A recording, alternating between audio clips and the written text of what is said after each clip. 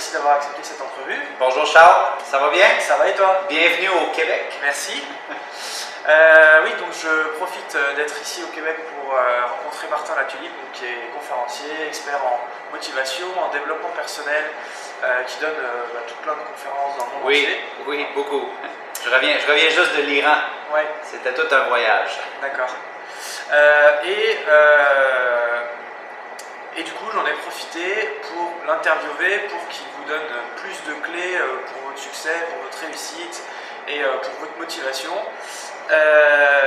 Alors d'abord, Martin, est-ce que tu peux nous parler de ton histoire? J'ai lu, je suis depuis un petit moment, j'ai lu que tu avais failli mourir à cause d'un coup de patin, c'est ça? Oui, exactement. Mais écoute, juste avant que je réponde à la question, Charles, je veux juste te féliciter pour ton blog. Ah, merci. Tu fais beaucoup de bien à travers de ta communauté. Je veux saluer aussi ta communauté. Merci beaucoup de suivre Charles et d'être des fans. On vit dans une société où souvent on ne prend pas le temps de se ressourcer pour s'améliorer. Je veux vous féliciter pour faire partie de l'aventure de ce blog-là. Je trouve que c'est important. Charles, oui, moi dans le fond, pour mettre en contexte les gens, moi je suis un ancien joueur de hockey sur glace, donc ici au Canada c'est très populaire. Et en 2001, j'ai eu le privilège d'agir à titre de capitaine de l'équipe nationale, l'équipe canadienne au championnat du monde universitaire. Donc c'est un rêve pour n'importe quel petit Québécois ou même un Français qui représente son équipe nationale, c'est très gros. Sauf que lors de la compétition, j'ai passé à quelques millimètres de mourir lorsque j'ai été atteint par un coup de patin ici, à la gorge. Et évidemment, bon, je n'épargne beaucoup de détails, mais à quelques millimètres de la mort, en quelques fractions de secondes, mon chandail était complètement imbibé de sang. J'avais tout le côté gauche de mon corps, je n'avais plus aucune sensation, donc j'avais une sensation de paralysie. Je ne savais pas du tout ce qui se passait. Et à ce moment-là, j'avais beaucoup de rêves. J'étais quelqu'un qui avait beaucoup d'intentions, beaucoup d'ambition, mais seulement dans une sphère de ma vie, le hockey. Okay. Et la réalité, c'est que j'étais très peureux dans d'autres sphères de ma vie, entre autres dans mes vrais rêves. Et je suis certain que les gens qui nous écoutent, comme toi, Charles, on est tous êtres humains, on a des peurs, on a des doutes, on a des craintes. Et moi, je vivais beaucoup là-dedans. Et la raison pourquoi je mentionne ça, c'est que quand ça s'est arrivé, la première réflexion que j'ai eue, c'est de me poser la question suivante. Je me suis dit, si ça, c'était le dernier instant de ma vie, est-ce que je serais satisfait avec ce que j'ai accompli? Et c'est une question simple, et en fait, on peut tous se la poser et toutes. Aujourd'hui, ça termine. Est-ce que tu es content de ton aventure? Est-ce que tu es quelqu'un qui a repoussé les limites? C'est même un article que j'avais écrit sur le blog. Si aujourd'hui était votre dernier jour de vie, est-ce que vous seriez satisfait de ce que vous avez fait jusque-là? Excellent article, parce que c'est une question, je trouve, très puissante. Sauf que moi, à 24 ans, c'était la première fois que je me la posais. Et je dois être honnête avec vous, je n'ai pas aimé la réponse à la question. Parce que la réponse, c'était non. Donc oui, j'avais du succès au hockey, mais j'étais dans des peurs. Peur de ce que les autres allaient penser. Peur du regard des autres. Peur de comment ils allaient me juger si j'osais devenir plus. Parce que j'avais toujours été telle personne. J'étais qui pour oser devenir plus et aller vraiment à la poursuite de mes rêves. Et moi, à cette époque-là, déjà, j'étais intéressé au domaine du développement personnel. D'accord. Même passion qu'on partage. Et je voulais devenir conférencier et auteur. C'est de même que je voulais gagner ma vie. Sauf que tout le monde me disait, Martin, tu n'as aucune notoriété, tu n'as pas de crédibilité, tu es criblé de dettes, d'études. Alors, va travailler d'abord et par la suite, tu iras à la poursuite de ton rêve. Sauf que quand l'incident est arrivé, je me suis dit, OK, j'aime pas la réflexion que j'ai parce que non, je ne suis pas satisfait de ce que j'ai accompli à date. Et pas en termes d'accomplissement monétaire, en termes d'impact humain, en termes d'être fier de moi, de ce que j'ai. De but. Exactement. Donc, je me suis fait la promesse, Charles, et tu vas voir, c'est très subtil. Je me suis fait la promesse que si je sortais vivant de cet accident-là, j'allais revenir vivre ma vie sans limite. C'est simple. D'accord, est-ce que tu le fais? Oui, mais c'est ça la clé ici. Combien de fois est-ce qu'on veut améliorer sa vie? Combien de fois est-ce qu'on a des intentions d'être mieux, mais que l'on réalise qu'il y a un grand canyon entre l'intention et l'application? Alors, quand moi je suis revenu de la Pologne, parce qu'évidemment je suis en vie, ça a été le combat interne de réaliser que c'était pas nécessairement facile à la poursuite de son rêve. C'était pas nécessairement facile oser devenir son propre chef-d'œuvre et en faire bénéficier ton entourage, en faire bénéficier ta communauté. Donc, lorsque je suis revenu, j'ai fait le pari de me lancer dans l'aventure de devenir conférencier sans aucune expérience, en partant littéralement de zéro. Et ça a été il y a eu beaucoup d'embûches, comme probablement quand tu as commencé ton blog, les gens qui nous écoutent, qui ont des projets personnels, professionnels, il y a des embûches. La vie est injuste. Oui, on peut penser positif tant qu'on veut, mais la vie est difficile. Il y a des choses qui sont difficiles. Il y a des journées que c'est haut comme ça, des journées que c'est très difficile, mais c'est comment est-ce que c'est payant d'aller à la poursuite, malgré toutes ces émotions-là, de qui on veut devenir. Et moi, c'est le pari que j'ai fait il y a plusieurs années. Et ça fait maintenant 12 ans que je parcours la planète à faire des conférences, des séminaires, des produits sur Internet. Et en fait, c'est exactement ça qui comment que la vie est bien faite, c'est ça qui fait qu'on se rencontre aujourd'hui. Le fait que j'ai accepté de vivre mon rêve, et là, tu as entendu parler de moi par une autre personne qui avait accepté de vivre son rêve, repousser ses limites, et toi, tu fais la même affaire. Ouais. Donc, c'est vraiment intéressant l'énergie quand on rentre dans ce domaine-là. Oui, c'est sûr. C'est sûr. Et d'ailleurs, pour revenir sur les embûches dont tu parlais juste avant, j'en ai vécu une il n'y a pas si longtemps que ça, il y a quelques jours, et on tombe vite dans un état interne négatif très bas. Et il ne faut surtout pas se laisser submerger, parce que c'est comme ça qu'on rentre en dépression, qu'on met nos rêves de côté. Et il faut se battre tout le temps, sans cesse. Dans la vie, il faut penser positif, mais c'est un combat pour arriver à atteindre ses rêves. Donc, nos histoires se... Absolument. Puis deux trucs pour les gens qui nous écoutent et qui se disent, oui, mais c'est bien beau les mecs, mais comment qu'on fait pour se relever d'une embûche comme ça? Deux trucs très simples qu'on peut partager avec les auditeurs. Numéro 1, énergie.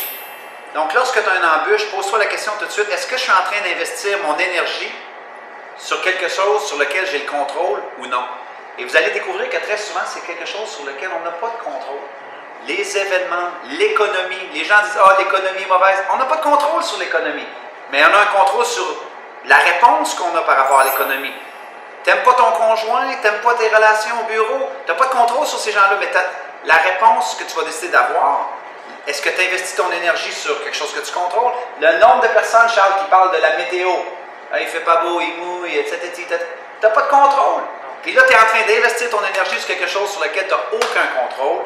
Première affaire, ayez une réflexion sur l'énergie. Est-ce que je suis en train d'investir sur la bonne chose ou non? Deuxième chose, très rapidement, Charles, pour moi, c'est laisser aller. Laisser aller. Laisser aller. Arrête de te concentrer sur l'embûche. Sais-tu pourquoi? Si on mettait un sac, j'ai vu que tu voyages avec un pack-sac, on met les bandes ici. Si je mets une roche dans ton sac, ça va être pesant.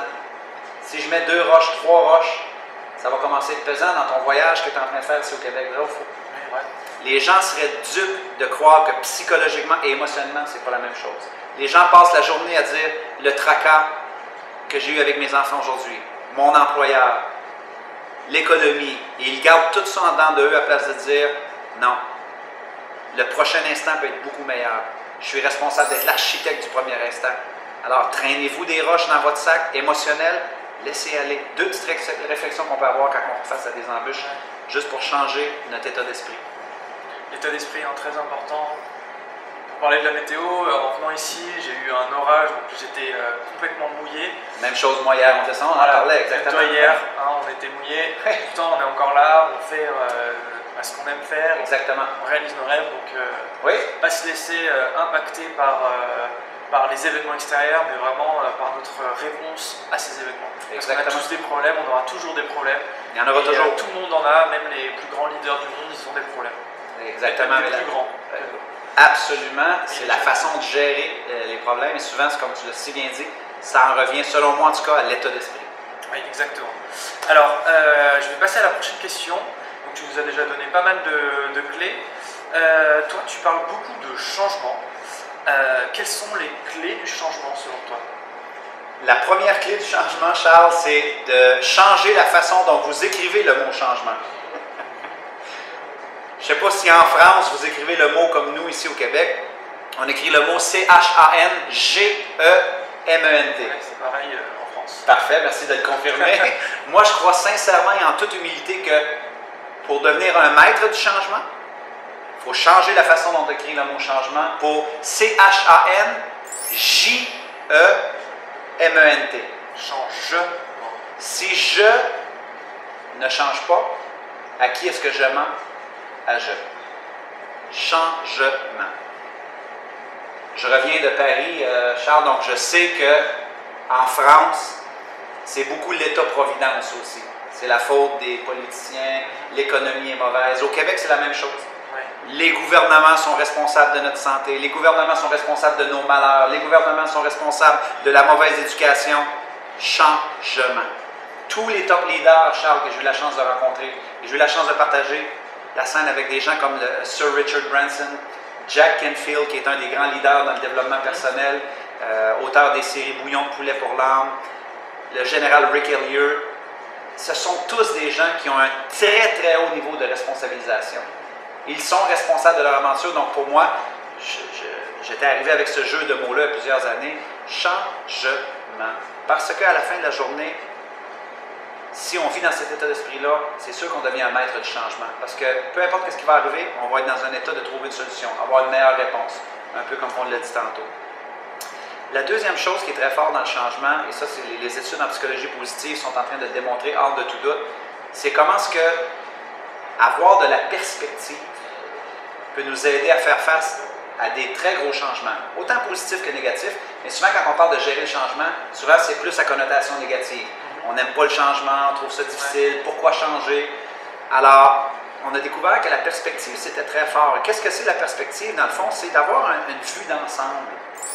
Lorsqu'on fait face à un changement, très souvent, il y a des gens qui vont avoir malheureusement la réaction d'état d'esprit comme si ça allait devenir permanent, cette chose-là. Plutôt que d'avoir un état d'esprit de dire, mais c'est temporaire. Ça sera inconfortable pendant une semaine, ça sera inconfortable pendant un mois parce que je dois changer ma façon de faire, je dois changer mes habitudes, mais c'est temporaire. Ce n'est pas permanent. Et très souvent, les gens qui résistent le changement, Charles, je ne sais pas si c'est la même chose en Europe, mais ils ont une attitude très généraliste par rapport au changement. On leur demande une chose, et ils vont dire, ah, de toute façon, ça a toujours été comme ça. Ah, de toute façon, moi, on ne m'a jamais écouté. Moi, de toute façon, on ne m'a jamais respecté. De toute façon, moi, je n'ai jamais rien eu. Oui, mais hey, on parle d'un changement organisationnel, un changement personnel, et là, tu prends un instant de ta vie et tu es en train de te dire, ça n'a jamais fonctionné. On ne m'a jamais... Imagine le message que tu envoies à ton subconscient, de dire, dans le fond, ma vie, c'est ça. Et je suis une victime. Plutôt que de dire, OK, ça sera difficile, ça sera inconfortable, mais les leaders, très souvent, ils vont devenir confortables à être inconfortables, ils vont se dire, c'est temporaire. Et juste d'avoir cet état d'esprit-là, très souvent, ça nous permet de mieux accueillir le changement. Tu sais, si on regarde, juste une analogie, est-ce que je parle trop? Non, je suis tellement passionné. Je vais donner deux analogies. La perspective, pour moi, c'est la notion aussi d'être flexible face au changement. Il y en a qui sont tellement réactifs négativement. Et si on regarde un brin d'herbe, lorsqu'il y a des ouragans, les gros arbres qui sont très forts et qui résistent la tempête, résistent le changement, l'arbre, très souvent, va se faire déraciner, il va être emporté dans la tornade. Vrai ou faux? Et là, c'est la mentalité de Darwin. Le plus fort l'emporte. On a pensé ça pendant longtemps dans notre société. On le pense encore, malheureusement. Si on regarde un brin d'herbe, la tempête arrive, le brin d'herbe, certainement, va s'être couché. Mais après quelques jours, il revient. Il y a une citation comme ça qui dit contre la tempête, le plus fort n'est pas le chêne, mais le roseau. Quelque chose comme ça, parce que le roseau est flexible, il se plie.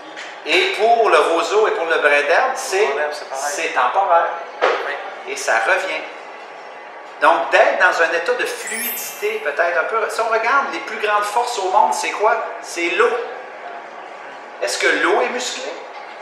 Est-ce que l'eau est forte? Non. Lorsqu'elle fait face à un obstacle, à une roche, elle se tord, elle contourne. Alors, de vivre dans une perspective, de vivre dans un état de changement, que c'est temporaire, c'est très accueillant pour l'esprit des gens qui veulent mieux gérer le changement. Ouais. Ça, c'est la deuxième clé. Deuxième clé. Pour le changement. Il y en a trois, en fait. Il y a changement, responsabilisation. Numéro 2, perspective. Numéro 3, c'est vraiment d'avoir une plus grande fluidité. Plutôt que de résister le changement, ce que la majorité des gens font, ça va vous casser. Et comment ça vous casse? En stress, en anxiété, en angoisse. Vous allez vous mettre à vous empiffrer, à manger des choses qui ne sont pas bonnes pour votre santé, qui ne sont pas bonnes pour votre énergie. Vous allez vous mettre à mal dormir. C'est de même que ça casse la confiance. Plutôt que d'accueillir l'adversité, comme là présentement on a du bruit dans la salle, mais d'accueillir de façon réflexive, c'est la troisième clé. Ok, d'accord. Merci Martin pour ces clés du changement. Tu parles aussi beaucoup de potentiel. Hein? Oui. Alors, selon toi, j'ai préparé ma petite question juste en dessous. Peux-tu nous dire quelles sont tes astuces, comment développer, comment accéder à son potentiel, comment éveiller son potentiel, si on peut dire comme ça. Excellent. Première chose que je dirais à tout le monde qui est à l'écoute, je vous dirais, numéro 1 dans la société d'aujourd'hui encore plus, c'est élever votre présence, élever votre niveau de présence. C'est impossible d'élever son potentiel et d'éveiller son potentiel si on ne réalise pas qu'on en laisse sur la table, qu'on joue petit dans l'arène du potentiel. Donc moi, j'appelle ça être présent par rapport à son potentiel, mais aussi être présent au quotidien. On vit dans une société technologique, téléphone intelligent, on a toutes sortes de technologies, on est connecté, mais en même temps, je crois qu'on a une société qui n'a jamais été aussi déconnectée. Parce qu'on est connecté, oui, sur la technologie qui est un amplificateur exceptionnel, les téléphones intelligents, les textos et tout ça. Mais qu'en est-il de la présence? La présence. Aujourd'hui, le moment présent est l'opportunité fantastique. Je sais que ça fait cliché, mais hier n'existe plus. Demain ne viendra peut-être jamais. Aujourd'hui est la vie. Il y a tellement de gens qui nous écoutent, Charles, qui, oui, aimeraient réveiller leur potentiel, mais ils vivent hier. Mes parents m'ont fait ci. Mes parents m'ont jamais aidé. Mon enseignant à l'université, au collège, m'a dit ci. On m'a dit que je n'étais pas capable. Et est-ce que tu as acheté ça? Est-ce que tu as mis cette roche-là dans ton sac et tu as décidé de marcher avec? Ou tu t'es dit, pas le passé? Est-ce que tu es angoissé pour l'avenir, le futur? On l'est tous des fois. Mais d'avoir la capacité de dire, mon potentiel, c'est maintenant. C'est maintenant. Je dois me connecter avec mes 5 sens, avec mon odorat, avec le kinesthésique, de dire, je peux faire plus. Je peux être plus. Si tu commences à repousser tes limites. Donc, pour moi, la présence est certainement une clé essentielle pour prendre conscience qu'on peut faire plus et qu'on peut éveiller son potentiel. La deuxième chose qui, pour moi, est essentielle, Charles, c'est de donner du sens à son quotidien. Donner du sens à son quotidien. Il y a tellement de gens, nous ici au Québec, je ne sais pas si c'est la même chose en Europe, qui vont travailler, qui détestent leur boulot, qui détestent leur réalité, détestent leur employeur, n'aiment pas particulièrement leur vie ou leur quotidien, et ce n'est pas de leur faute, c'est la faute des autres. Alors qu'il y a des gens qui ont, des emplois pas nécessairement importants selon le statut de la société, mais qui font leur travail avec une passion incroyable. Ils font leur travail avec un sens exceptionnel, comme Mère Teresa le faisait, comme Martin Luther King travaillait avec un sens pour libérer son peuple de l'esclavage. On n'a pas besoin d'être Martin Luther King ou Mère Teresa pour donner du sens. Je ne connais pas toute ton histoire, Charles, mais avant de donner du sens à ta vie, avant de devenir un blogueur expert qui va décider de propager un message, qui va aider des milliers de personnes à avoir davantage de succès, qu'est-ce que tu faisais? Je n'aimais pas mon travail. Tu n'aimais pas ton travail? Donc, qu'est-ce qui s'est passé? C'est que tu as cherché du sens. Tu voulais avoir plus d'impact. Et souvent, les gens, tout ce qu'ils cherchent, c'est, tu sais quoi? Un meilleur salaire. C'est tout, un meilleur conjoint, une meilleure conjointe, des meilleures conditions. Les conditions ne changeront jamais votre bonheur. Ils vont peut-être l'influencer temporairement. Mais la permanence, le potentiel permanent, c'est à tous les jours, j'ai la chance de faire une différence. À tous les jours, je peux peut-être rencontrer quelqu'un qui va changer mon destin, avec qui je vais collaborer. À tous les jours, quel est ton état d'esprit qu'à tous les jours, il y a quelque chose, la vie fait du sens. Oui, elle est injuste, mais fais-y du sens. Donc, il y a tellement de gens qui sont sur le pilote automatique. Et souvent, le sens va ramener ce qu'on veut, plus de confort, si on donne du sens tout de suite, plus de bonheur surtout. Et c'est ça qui est l'ironie. L'ironie, c'est ça. C'est l'inverse. Exactement. Quand on donne du sens à sa vie, l'argent suit. Quand on donne du sens à sa vie, l'impact suit. Quand on donne du sens à sa vie, il y a plein de choses qui viennent. Mais les gens pensent que c'est l'inverse. Si j'avais ça, ma vie aurait du sens. Alors que c'est le contraire dans l'équation. On s'en rend compte même parce que souvent, quand on attend tel événement pour être heureux, par exemple, que je serai heureux quand je serai riche, c'est la phrase que beaucoup. Oui, oui. Quand ils le deviennent, si jamais ils le deviennent, ils ne sont pas plus heureux. C'était avant qu'il fallait devenir heureux, c'était avant qu'il fallait changer son état d'esprit pour être heureux. Et l'argent, et ça peut être pour une voiture ou autre, ça ne rend pas plus heureux. Enfin, ça rend heureux, moi je dis souvent, ça va vous rendre heureux 24 heures. Oui. Et puis après, ça va revenir un petit peu dans votre... Très bien dit. Parce que c'est vide. C'est vide. Ce sont des amplificateurs, ce sont des... C'est des bonifications, c'est plaisant, mais ce n'est pas le sens. Ouais. Donc, on a présence, on a sens, et la troisième qui, pour moi, est tellement gigantesque dans la société, pour n'importe quelle personne qui veut aller à la quête de son plein potentiel, c'est ce que j'appelle la notion du progrès. Ouais. Et pourquoi que j'appelle ça la notion du progrès? C'est parce que notre société est addictée aux résultats rapides. Notre société est addictée à la finalité. Ah, tu avais un projet, est-ce que ça a marché? Non, donc il a échoué. Je t'avais dit que tu échouerais, je t'avais dit que ça ne marcherait pas. Il mesure la finalité de notre visée. Alors que tous les top performeurs, Charles, les Olympiens, c'est des champions du progrès. Savais-tu qu'un Olympien se lève à tous les jours? Les matins, 4-5 heures du matin, pour aller s'entraîner des heures et des heures pour améliorer son temps de 0,0001 seconde. C'est ça qui fait des champions. Mesurer le progrès. Mais à cause qu'on est addicté à j'achète un produit de développement personnel, je vais être heureux la semaine prochaine. J'achète un livre de développement personnel, je vais être heureux la semaine prochaine. On met dans le micro-ondes 5 minutes, on a du succès. C'est de la bullshit. Ça prend du travail à avoir du succès. Ça prend du temps, mais ça vaut la peine. Pourquoi? Parce qu'on est présent, ça a du sens pour nous, on est passionné. Et par la suite, arrêtons de mesurer notre succès par la finalité. Moi, je dis toujours, célébrez le progrès. Faites-en votre mesure du succès. Qui est-ce que je deviens? Qui est-ce que je suis devenu dans la dernière semaine? Oui, j'ai échoué, mais j'ai grandi de ça. Je suis plus fort, je suis plus résilient, je suis plus persévérant. Qui on devient à tous les jours est une bien meilleure mesure que la mesure du succès que notre société veut nous vendre. Le matériel, le prestige, l'apparence, le paraître. Soyez dans l'être. Arrêtez d'être dans le paraître. Soyez dans l'être, et l'être, c'est mesurer le progrès. Si on se fixe un objectif, le but c'est vraiment d'avoir évolué. C'est pas d'atteindre l'objectif à l'adapter. Le but c'est d'avoir avancé, d'avoir évolué. Absolument. Puis dans notre domaine, en tout cas, il y a beaucoup de gens qui disent les objectifs, il faut atteindre les objectifs à tout prix, à tout prix. Je crois que c'est un faux message. Imagine les enfants. On leur dit tout, si tu vas à la poursuite de ton rêve, si tu ne l'atteins pas, c'est un échec. Ben non. Tu es devenu courageux.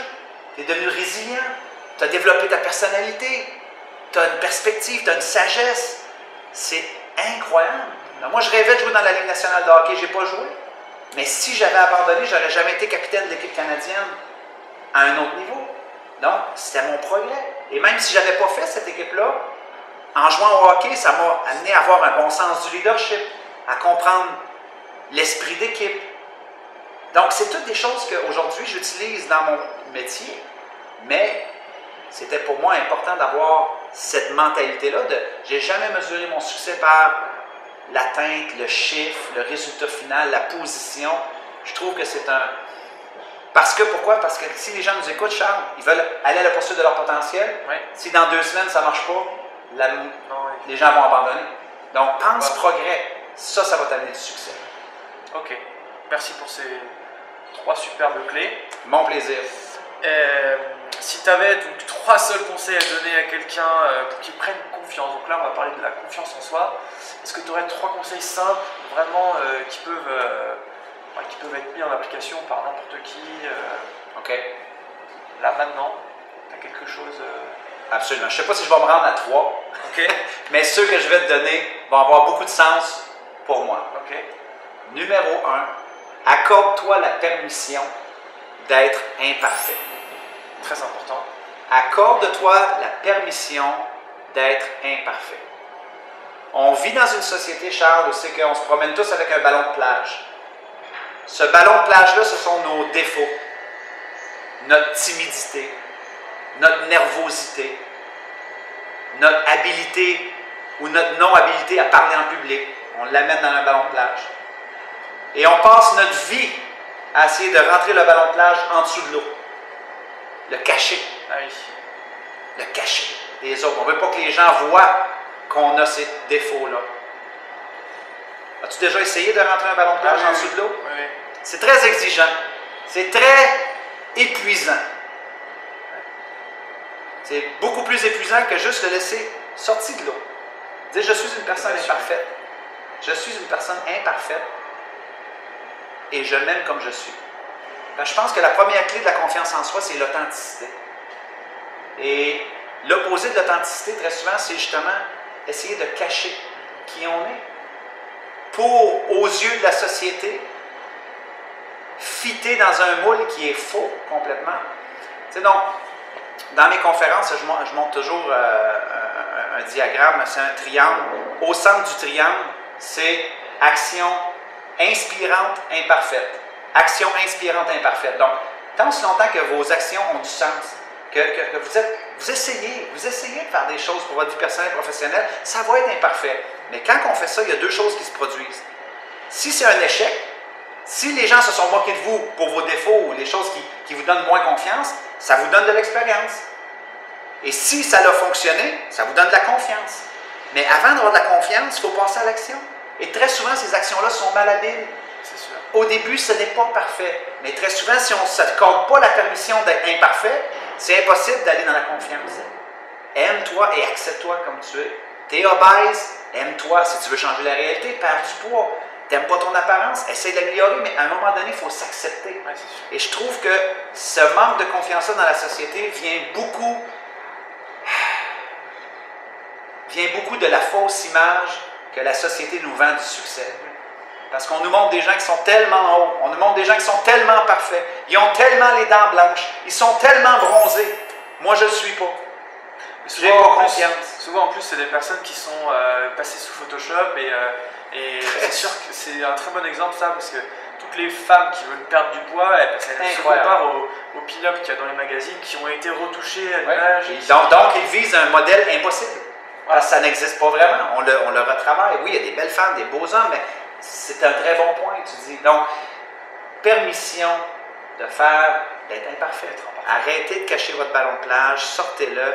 Si on faisait une entrevue juste sur mes défauts, Charles, ça durerait 10 heures. Je suis un être bourré de défauts, bourré d'anxiété, bourré de peur, et je le dis souvent en conférence. Mais ça fait un peu de mon authenticité aussi. Je trouve qu'on a plus besoin d'authenticité aujourd'hui que de motivation, de go, go, go, foncez, foncez, ayez pas peur, défoncez les portes, atteignez vos objectifs. Wow, wow, wow. La vie, c'est un peu plus compliqué que ça. C'est un peu plus sensible. C'est un peu plus humain que ça. C'est ça. Donc, pour moi, une des clés, certainement, est beaucoup par rapport à ce qu'on est en train de discuter ici.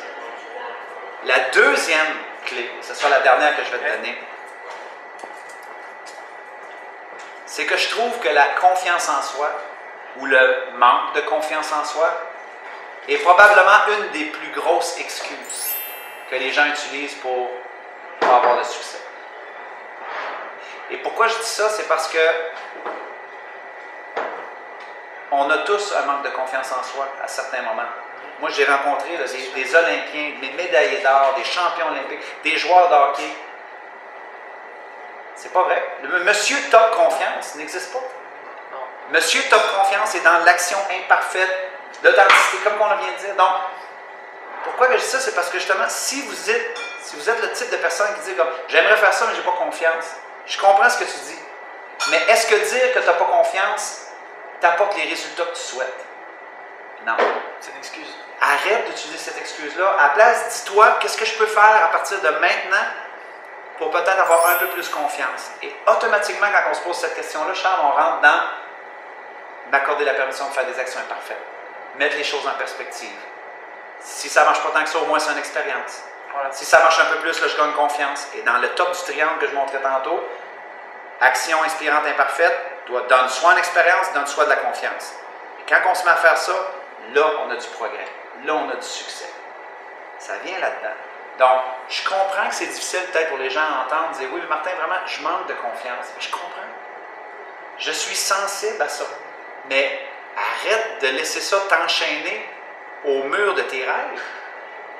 Libère-toi, déchaîne-toi. Parce qu'on manque tous de confiance On manque, à un moment.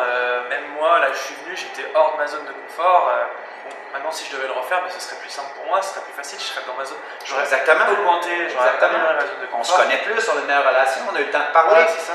Et les débuts, c'est ça. Il n'y a personne qui a une totale confiance dans tous les domaines. Et si vous achetez ça, c'est que c'est une excuse encore. Oui, mais toi, c'est facile, tu es confiant. Hein? Quand j'ai commencé à être conférencier, je faisais des crises d'anxiété.